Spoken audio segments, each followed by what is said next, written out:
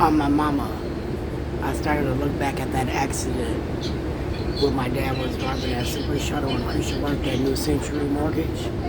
I started to think my dad tried to have me killed. I thought that the trade was his plot at the VA cemetery for Anha, and then he might have got a little bit of money, which he bought that car for me out of. And as he bought that Bonneville, I thought that him and Michael Cooper Sr. tried to have me killed. I really became scared of Michael at that point because I asked Michael, me and Michael wasn't together that day. When I had that accident back there in 2004, we really weren't together. And he was dating somebody else. And he really told me he wasn't picking up our kids. And he had a bus stop near our house. That's when he said he used to come sneak by my window, see if I was sleeping with people. He used to say some real eerie shit to me, right? But again, they didn't want to give me a cross-examination. They didn't want to tell me what was in the deposition where Joshua R. Williams took Krisha before Keith and Kim, and they talked about lies instead of the body slam headlock, where again Krisha was standing there watching me get arrested and she was watching Michael get arrested. I said Bobby Joe Champion could have paid her then for all I know. Keith could have paid her. When I started to look back on my family, I thought they got paid for the Debbie Weyenberger lies.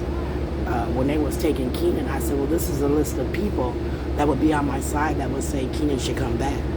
And I said that list of people didn't want me to get Keenan back, but they didn't want to go to court and say that, which if they had balls, they could have. I thought everybody could have went to court and said their piece. They used to tell me to put Keenan on more medicine, and they used to tell them it wasn't their business. Keenan didn't need it. Keenan was doing fine in school. The school wasn't really complaining.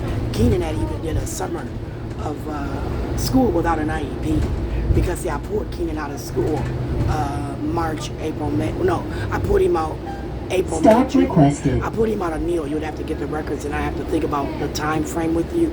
We'd have to go through some things with the paperwork that you had, and then we could discern because I pulled Michael out right after that. They had Keenan come home and ask me one day. We were kicked out of Oliver. We were staying with my mom, and Keenan came home from school and he said, Mom, did Grandma whoop me? I said, what? He said, well, did Grandma whoop me? I said, well, did she whoop you? He said, no. I said, well, why you ask me? He said, because they said I have to ask, did Grandma whoop me? And I said, no. He said, okay. And that was the strangest question to me. I said, that was when they were running a dual eval then. Tasha was staying in Sedona Apartments. I had just got kicked out of Oliver. They had stole Keenan's coat. They had said he needed to say please and thank you. We were arguing at that time about math. They had got a new math, what do you want to call it, curriculum for the year. And they were going to try this new math out. And it was a new way of learning things. And Keenan wasn't really catching on. And I was like, well, his IEP should be able to help at this because you can get his teacher to pull him out. And his teacher could work on math with him. And they said, no, Terry had to work on, Terry Ohm had to work on please and thank you. That's when they said he don't know please and thank you. I said, what? We done went to kindergarten in first grade. And y'all saying Keenan don't know please and thank you?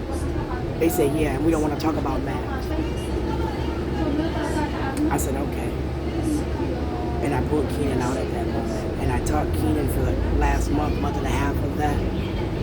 Approaching Chicago Lake Transit. Michael was graduating at that time. Onto Rex 5 and Metro He line. was pretty done. This stop from the town At Global that time, I Market. put Keenan in the summer school. And they said, well, we don't have an IEP for summer school. I said, why not? You guys say kids are behind.